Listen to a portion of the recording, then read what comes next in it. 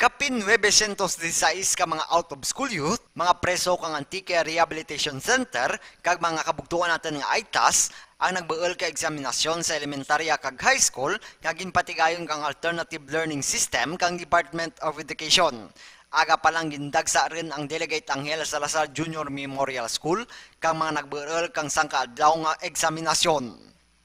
Bali ang programa nga ginapatigayon natin sa TILAD ang Alternative Learning System Accreditation and Equivalency Test nga programa dya kang Bureau of Alternative Learning System under sa Department of Education.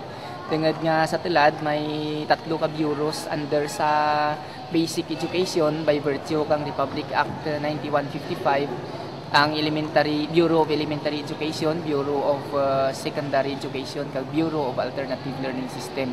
So ang participants natin diya sa may activity natin nga diya mo ang mga dropouts o kun mga out of school youth all over sa probinsya kang Antique.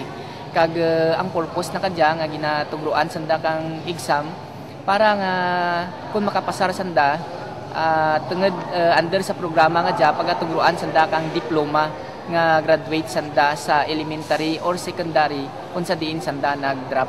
So bali mo dya ang sabat kang problema natin sa education nga hindi masabat sa formal tungod nga duro nga mga factors nga why naga-drop sanda. Sabat dya sa kaimulon man sa pagtugro ng edukasyon sa mga imol, mga pigado nga hindi makatapos kang pag-eskwela. Ang nagbarool kang eksaminasyon, ang desidido gid nga maglapak sa college. Pinagi kadya bawal man ang pagpasalamat nanda sa programa kang Department of Education. Sa pagtugro man atensyon kananda nga nagakinahanglan kang kaaram para sa andang buwas damlag. Para sa Ko Patrol, Peter Saldivar.